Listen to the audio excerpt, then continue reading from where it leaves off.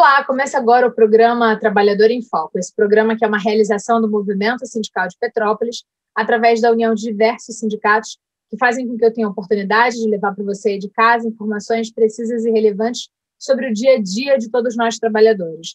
Mais que trabalhadores pertencentes a uma sociedade. E é por isso que no programa de hoje eu vou conversar com a Maria Ângela Gomes, que é historiadora, e a gente vai falar sobre o Enem 2021. A Maria, que vai conversar com a gente, é mestranda em História Social pela UERJ, que é a Universidade Estadual do Rio de Janeiro, em formação de professores. Pós-graduada em História Militar Brasileira, com trabalho de pesquisa com escravidão no Brasil, que vem recorrendo, ela vem estudando isso desde a época da graduação na Universidade Católica de Petrópolis. Ela é professora de História e atua na área de reforço escolar desde 2015, com trabalhos multidisciplinares com crianças, jovens e adultos. Olá, Maria, seja muito bem-vinda novamente ao programa Trabalhador em Foco. É um prazer tê-la aqui conosco. Oi, Carla, tudo bem? Tudo ótimo. Vamos começar pelo básico, Maria. Afinal de contas, o que é o Enem? O Enem, ele é o que a gente conhece, né, como Exame Nacional do Ensino Médio. Ele carrega esse nome por ter sido criado para avaliar o ensino médio, né? Hoje ele já tem aí mais de 20 anos de história. Mas hoje ele já tem diversas finalidades, né? Ele já passa aí para uma avaliação para a universidade. Perfeito. Quando ele foi criado, ele era para fazer uma avaliação se os alunos estavam aprendendo ou não aquele conteúdo programático coletivo, basicamente é isso? Isso. Ele foi criado em 98. E aí, em 2004, se eu não me engano, ele passou a representar uma parte do que seria a entrada para a universidade, quando a gente teve o programa Universidade para Todos, que depois veio a ser o ProUni, né? Eu acho importante a gente também explicar em etapas, porque uma coisa que eu descobri dando aula em pré-vestibular é que a gente acha que todo mundo sabe como entrar na universidade, que todo mundo sabe como que é o Enem, como que se inscreve, o que é o INEP, o que é o MEC. A gente fala tanto disso. E, na verdade, nem todo mundo é obrigado a saber, né? Principalmente os jovens, os adolescentes que vão fazer o Enem. Então, assim, o MEC... Pode falar. O MEC, ele é o Ministério, né, da Educação, e o INEP, que é o que a gente tanto fala, é o Instituto Nacional de Pesquisas, que é o Anísio Teixeira, que prepara as provas do Enem. Então, por isso que toda vez que tem essa discussão do Enem, a gente fala INEP, fala MEC, e fica essa confusão. E aí eles são uma autarquia, né? O MEC e o INEP juntos, e essa preparação para o Enem. E aí, depois que o Enem ele virou essa porta de entrada para a universidade, aí nos anos 2000, aí veio uma série de outras siglas, que aí veio o ProUni, o SISU, o FIES, que a gente pode ir falando disso aí ao longo da nossa conversa. Com certeza. Você falou que o Enem foi criado em 1998, e eu me lembro que quando eu estava no antigo segundo grau, atual ensino médio, eu não fiz a prova do Enem. Eu, Carla, tenho um verdadeiro pavor de prova, assim, faço qualquer coisa para fugir de uma prova, aquela coisa sentada, papel e caneta, aquilo sempre me deixou em pânico, e não era obrigatório, e também não valia para entrar na faculdade pública, nem nada do gênero. Então, eu simplesmente não fiz, ignorei suplemo, assim, tranquilamente, eu ignorei, e vida que segue. A questão é a seguinte: hoje o exame é obrigatório para quem está no ensino médio e, na verdade, quem deve fazer? Quem deve se preocupar de verdade com a prova do Enem? O Enem ele não é obrigatório, mas ele é muito recomendado, porque você nunca sabe quando vai precisar da nota do Enem. Né? Então, hoje em dia, quando você termina o ensino médio, se você está estudando, está ali terminando, é muito recomendado que você já faça o Enem. E se você também não está nessa fase, se você já terminou seus estudos há muito tempo, mas se você quer entrar numa universidade, também é muito importante que você faça o Enem. Por mais que você pense em pagar a universidade, muitas universidades particulares, elas usam a nota do Enem também. Então, o Enem ele é importante para quem quer continuar estudando. Perfeito. Agora, como é que funcionam as inscrições para fazer o exame nacional? Esse ano foi muito atípico, né? Esse ano que passou e o Enem de ontem, né? Mas, na verdade, as inscrições elas funcionam meio que num sistema de em janeiro sai um edital do Enem. E aí, nesse edital, tem todas as informações. Eles divulgam datas, divulgam o conteúdo, que, na verdade, a gente já vem conhecendo, né, ao longo dos anos. A gente estuda esse programa baseado nas provas, né, que já foram passadas nos anos anteriores, mas eles divulgam um edital em janeiro. As provas, geralmente, são início de novembro, para dar tempo de depois ter toda aquela inscrição de ProUni, SISU, FIES, e todo mundo tá na universidade ali no começo do ano, né? Certo. Só que aí esse ano foi essa confusão toda aí por conta da pandemia. Agora, sejamos práticos. O Enem 2020, a prova em via de regra teria sido realizada em novembro. E aí está sendo realizada em janeiro. Hoje é segunda-feira, dia 18 de janeiro, por isso que a gente está gravando esse programa, e é por isso que você falou na prova de ontem. Ou seja, a gente está gravando esse programa exatamente no meio do caminho entre as duas provas, os 2 dias que compõem o Enem especificamente. Para quem não sabe, são 2 dias de prova, sempre 2 domingos.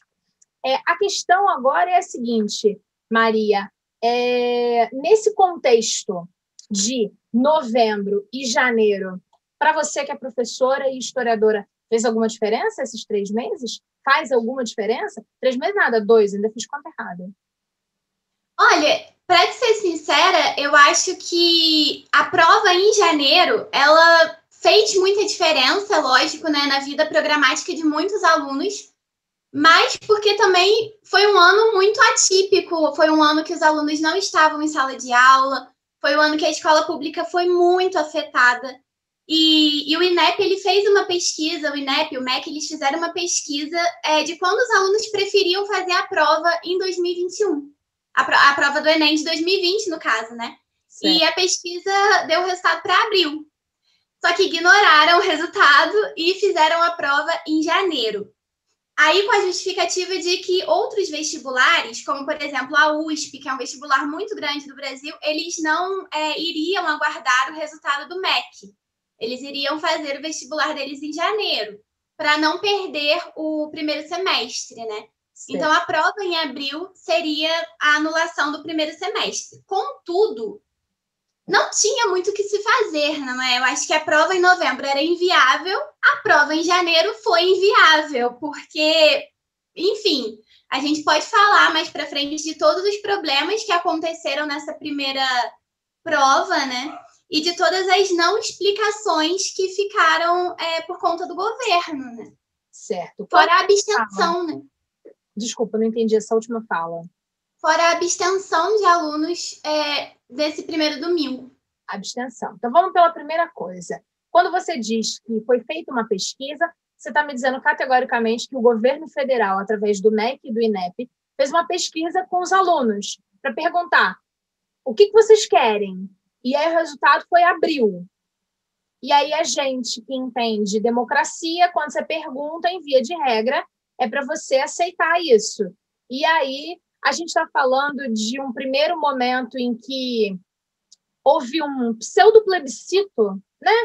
A gente está dando Sim. direito para estudantes e adultos e responsáveis e professores votarem, mas a gente ignorou o resultado? É isso? Foi exatamente o que aconteceu.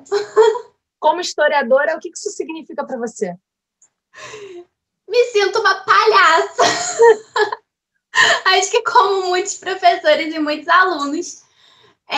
Enfim, não tem nem o que dizer, porque de tanta coisa errada que aconteceu durante todo esse processo aí do Enem, é tudo uma grande palhaçada com o povo, né? Com os estudantes. Esse ano os estudantes, na verdade, eles foram tratados com uma negligência absurda, porque a gente pode, enfim, ver como que foi levado todo o ano de 2020. Não é? As escolas públicas, as escolas municipais, as escolas estaduais, todas por conta dos seus governadores e prefeitos e, enfim, as escolas particulares com o ensino à distância, os estudantes ficaram a Deus dará, e a prova do Enem ali em pleno auge da pandemia. A abstenção, se eu não me engano, foi de 51%, foi a maior abstenção da história. Agora, a gente está falando categoricamente de gente que se inscreveu e simplesmente não foi. E simplesmente não foi. Certo. Sem contar a gente que chegou a pagar, né, para fazer, porque é R$80, se eu não me engano, a inscrição, e não foi fazer, né? E aí que está a questão. A prova é uma prova paga, mas quem paga e quem não paga para fazer essa inscrição? Estudantes de escola, oriundos de escola pública não pagam. Também tem a questão socioeconômica, tem como você pedir a isenção da taxa de inscrição. Certo, mas mesmo assim, quem quiser fazer a prova e não está nessa diretriz, paga R$80 para fazer, e a gente teve aí mais de 50% de pessoas que faltaram.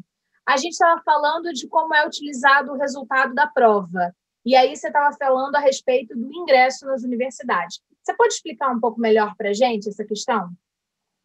Posso. O ProUni, né, ele é o programa que, na verdade, é o conceito inicial de universidade para todos, que são as bolsas das universidades da rede privada. Então, quando o aluno faz o Enem, depois tem um período de inscrição para o ProUni, onde ele pode se inscrever dentro das diretrizes, né? Tem as regras, enfim, socioeconômicas, de escola pública, bolsistas de escola particular, e aí ele pode se inscrever nas bolsas do ProUni. Tem o SISU, que ele surgiu... eu posso errar a data, mas por volta de 2010, ele surgiu para unificar as universidades públicas, porque antes cada universidade tinha o seu vestibular, algumas ainda fazem, né, o vestibular individual, como a UERJ, a USP, que a gente já mencionou, mas a ideia do SISU é unificar as universidades. Então, depois do Enem, tem o período de inscrição do SISU, que o estudante vai e escolhe a universidade para a qual ele pretende ir, né, a vaga. E tem a famosa nota de corte, que muita gente não entende o que é a nota de corte, mas que é um conceito muito simples, né? Você se inscreve no SISU, e aí, por exemplo, se eu quiser fazer medicina, a média de notas das pessoas que se inscrevem para medicina é tal, vamos supor, 560. Não é isso, tá? Mas só um exemplo. 560. Aí, a nota de corte, geralmente baseada nos outros anos, é 560. Então, se você ficou com menos do que isso, aí você não consegue aquela vaga. Porém, você pode se inscrever e pode tentar.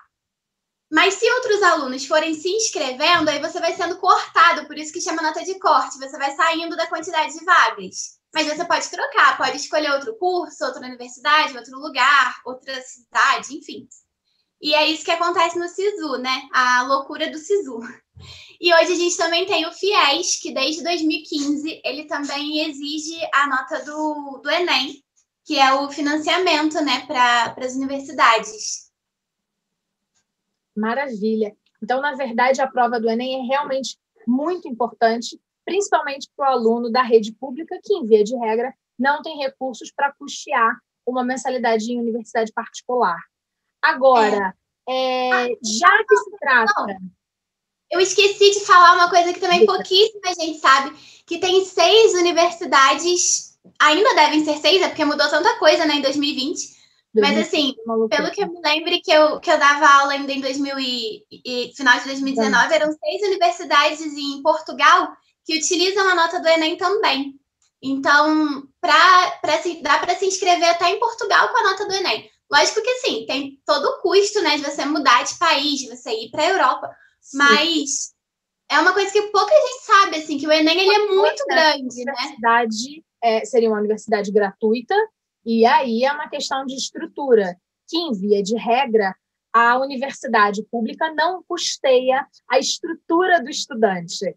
Então, fato que a universidade pública não compra os livros do estudante, a universidade pública não paga o transporte do estudante para lá e para cá, é sempre uma demanda. Existe o transporte gratuito, mas se você está numa cidade intermunicipal, não é gratuito. Então, a estrutura em si, seja lá ou cá, tem todo o custeio que fica por conta de alguém, não é verdade?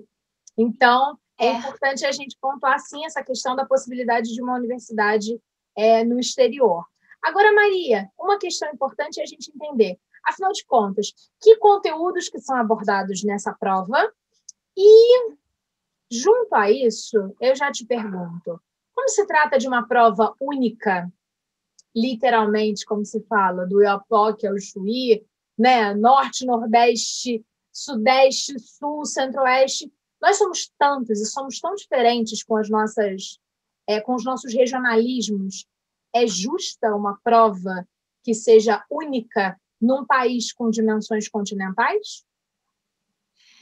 Não, não é justa. Na verdade, eu acho que nenhuma prova ela consegue ser justa porque o conceito de prova ele não prova que você sabe, né? O conceito de prova ele não prova todas as dimensões de inteligência que a gente pode ter ao longo desse Brasil gigante, né?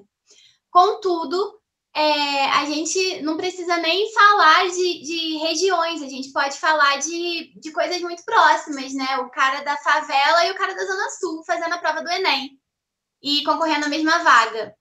São realidades muito distintas, né? O aluno, e esse ano de 2020, assim, ele reflete isso de uma forma absurda. O aluno da escola particular, o aluno da escola pública, que ficou sem aula, que não teve acesso à internet, que não teve acesso a nenhum tipo de conteúdo. O aluno da escola particular, que geralmente ele tem acesso a cursos muito bons de preparatórios para o Enem. E isso a gente vê na nossa realidade. Se você entrar numa universidade de medicina, por exemplo, que é a mais concorrida, infelizmente é muito pouca quantidade de alunos pobres ou que vieram da escola pública. Isso é muito triste, né? Mas isso é por conta da nota de corte ou as nossas cotas não estão funcionando? Porque a gente ainda tem no Brasil um sistema de cotas nas universidades públicas, que vem com a intenção de melhorar essa questão, que é a questão de ricos vão continuar ricos e vão estudar na universidade pública, e pobres vão continuar pobres e serão ainda mais pobres porque não terão a oportunidade de estudar numa universidade pública. As cotas estão funcionando ou não? Como é que a gente ainda vê esse desnível dentro das universidades? Não, as cotas elas funcionam muito bem. O desnível hoje na universidade ele é muito menor do que ele já foi há alguns anos atrás. Certo.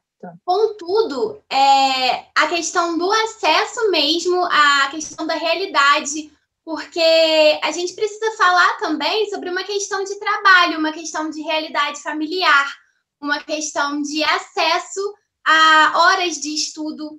Infelizmente, a maioria dos estudantes precisam trabalhar e estudar.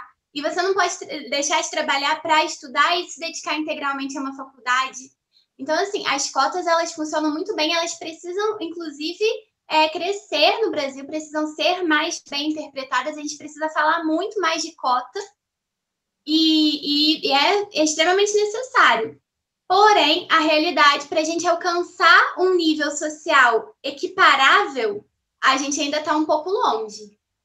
Perfeito. Acho que todas essas questões são muito pertinentes da gente entender e discutir um pouco, para as pessoas pararem de pensar que a prova é só uma prova. Ela, na verdade, vai nos mostrando incontáveis retratos sociais, ou seja, do aluno que não conseguiu ir, da ausência muito grande. Tem várias coisas que a gente pode perceber na nossa sociedade como reflexo pela prova. E aí eu continuo a te perguntar, vamos falar da prova que foi realizada no último domingo e que segue no próximo domingo. Quais são as principais questões a serem levantadas e observadas nesse caso? Você já falou especificamente a respeito das demandas, da quantidade de gente que não foi. O que mais você acha que vale a pena a gente contar para o nosso telespectador lá de casa com um olhar crítico? Sobre a prova de ontem, especificamente, só um elogio para a gente só não bater também, né? Adoramos elogiar quando se faz necessário. Tem muito o que bater. Inclusive, uma coisa que, assim, antes de elogiar, preciso falar disso, a questão dos estudantes que não conseguiram fazer a prova. Que eu imagino, assim, o sentimento que é você chegar no local de prova, você ter o papel ali que diz o seu local de prova, você chegar lá e é mandado de volta para casa porque o local tá cheio. Então, assim, isso uma falta de organização que é muito juvenil. Eu não consigo entender o porquê que isso aconteceu. Eu não consigo imaginar como que esses estudantes não se sentiram. Porque pra gente aqui, que mora numa cidade pequena, talvez o acesso seja um pouco mais fácil, mas tem muita gente que sai de muito longe, que passa horas num trem para chegar no local de prova, se prepara, se arrisca, porque a gente está em pandemia, Sim. E chega lá e não consegue fazer a prova. Isso foi o que me deixou assim, mais chateada de todo domingo. Contudo, agora o elogio é que o tema de redação de ontem foi assim extremamente pertinente e me surpreendeu muito, porque eu não esperava que o INEP fosse sugerir um tema de redação tão bom, tão atual e tão bem explicado, que foi a questão da saúde mental. Eu acho que dentro do nosso contexto atual foi muito bom e muito mais simples para os alunos conseguirem desenvolver, porque eu acho que todo mundo está passando por uma questão de saúde mental. Em alguma escola, todo mundo está precisando de algum apoio mental, é verdade. E os textos da redação estavam muito bem explicativos, os próprios textos reconheciam a falta de acesso à saúde mental, mas também davam outras possibilidades, a questão de você abordar as redes sociais na saúde mental, a forma como os jovens se veem diante da questão das redes sociais, como eu já falei mesmo, mas uma questão também de como você vê a saúde mental, como que o brasileiro ele encara esse problema, né, o preconceito. Eu achei muito interessante o tema, foi muito legal, assim, superou as expectativas, porque diante de tudo que estava acontecendo, né, minhas expectativas eram muito baixas. O que diz respeito às suas expectativas baixas, você acha, Maria, que elas são o reflexo das falas que a gente teve do presidente Jair Bolsonaro? Ou seja, salvo engano, no ano passado, ou no ano retrasado, ele já estava na presidência, ele falou categoricamente a respeito de uma questão do Enem, e isso foi muito discutido, que ele falou que ele ia revisar a próxima prova. Não sei se você se lembra disso. Eu achei muito utópico um presidente da República ter tempo para revisar uma prova de ensino médio, né? Contudo, a gente vai virar jacaré quando vacinar. O que significa isso? Mas, seguindo nessa linha de raciocínio, você acha que essa sua estranheza a respeito do tema vem também de confronto a esse posicionamento do governo federal com relação a temas que eles, enquanto governo, enquanto políticos, não concordam? E aí falar de saúde mental não é um pouco maricas? Sim, pode ser sincero que sim. Eu achei que não fosse ser um tema tão bom e tão voltado para uma reflexão importante. Contudo, eu também via a prova de história e a prova de história, ela pulou o século XVIII e o século XIX. Então, assim, a gente não falou, e eu sei que isso vai te doer agora, mas não caiu uma questão. E aí, assim, eu posso até ter lido muito rápido, se algum aluno que fez a prova quiser me corrigir, pode corrigir, mas eu li e reli, eu não achei uma questão de primeiro e segundo reinado. Eu não achei uma questão, assim, de Brasil, de guerra, de ditadura. Enfim, não que a prova tivesse mal feita, eu entendo que os professores que elaboraram, que escolheram as questões, né, do banco de dados do Enem, eles foram pertinentes à medida deles, contudo, não tinham questões ali como a gente está acostumado, porque a gente prepara os alunos, né, para fazer a prova de acordo com aquilo que mais cai no Enem. O que sempre caiu no Enem, na minha área, mais era Brasil, né? Então, assim, isso me deixou um pouco surpresa. Pessoalmente, eu também fico. Acho que o período do Império no Brasil é um período relevante. Primeiro e segundo reinado é uma coisa que me apetece. Acho que a gente evoluiu enquanto sociedade. A gente melhorou o contexto de educação no segundo reinado, coisas que numericamente a gente não vem melhorando no último século. Ou seja, acho impressionante esquecermos. Mas Acho que você, Maria, historiadora que trabalha nesse contexto, e eu também somos uma minoria nesse conceito em várias vezes.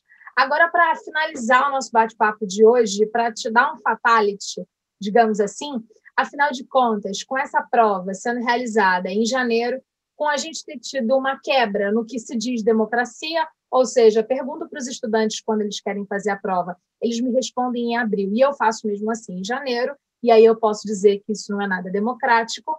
Diante de todo esse panorama de pandemia no ano de 2020, afinal de contas, Maria, quem mais vai ficar prejudicado com o resultado da prova do Enem nesse começo de ano de 2021? Então, e aí eu vou juntar com o que você me falou, né, sobre as expectativas do governo. Eu me lembrei que o antigo ministro da Educação, e aí eu não, se não me engano, no início de 2020, enfim, em algum momento, ele disse que o Enem, ele não foi criado para resolver injustiças sociais, né? E assim, aquela fala me doeu, mas me doeu num nível. Porque, assim, a gente sabe que uma prova, ela não resolve as injustiças sociais, né? Lógico, a gente já falou aqui sobre como que ela pode também ser injusta. Contudo, papel do governo trabalhar para que essas injustiças sejam, no mínimo, resolvidas no mínimo, né? Um pouco, de alguma forma, enfim. E a gente não vê isso, a gente não viu isso nesse Enem. As explicações não foram dadas até agora. Eu estou procurando entender o que vai acontecer com os estudantes que foram impedidos de fazer a prova. Eu também estou tentando entender o que vai acontecer se alguém se contaminar com Covid entre esse domingo e o outro, porque eu também não entendi o porquê que eles ainda mantiveram essa decisão de fazer em um domingo e no outro domingo, sendo que até 2016 a prova era feita sábado e domingo. Em sequência, e aí no ano de pandemia, onde você corre o risco de pegar Covid durante todos esses dias aí, né? Segunda, terça, quarta, quinta, sexta e sábado. Enfim, muitas não explicações. E fora que os estudantes foram para fazer a prova ontem com muita coragem, porque eles não deram nenhuma nota de segurança, falando como que seria, se teria distanciamento social de fato. Enfim, eles só falaram que estava tudo certo e a prova ia ser em janeiro. E todo mundo estava pedindo o adiamento do Enem, teve hashtag na internet, o Adia Enem. Todos os estudantes, os professores, enfim, o povo foi ignorado. É isso. A gente faz no programa de hoje, Maria, dizendo que, mais uma vez, a gente tem ações do governo federal que demonstram que a democracia não é tão bem percebida, afinal de contas, fez uma pergunta e ignorou-se a resposta. A gente cria situações para colocar as pessoas em risco, mesmo estando ainda em pandemia, e mesmo o resultado de que iniciariam as vacinas, as vacinas foram aprovadas pela Anvisa, ter sido veiculada a primeira vez na imprensa no horário que os alunos já estavam iniciando as suas provas, porque foi na parte da tarde de ontem. Então, ou seja, é uma grande lástima, bem século XIX, que foi ignorado na prova do Enem de História. É uma tristeza a gente perceber que a educação ainda está sendo tratada de forma equivocada, principalmente pelo nosso governo federal. Queria te agradecer por esse nosso bate-papo. Espero que a gente em breve volte a conversar aqui no Trabalhador em Foco. Foi um prazer. Eu que agradeço, o prazer foi meu. Obrigada a você de casa que ficou com a gente nesse bate-papo. Espero que você, assim como nós, também fique indignado com como os nossos alunos, os nossos estudantes, o futuro, o presente da nossa nação está sendo tratado. Um beijo grande e até o próximo programa. Tchau, tchau.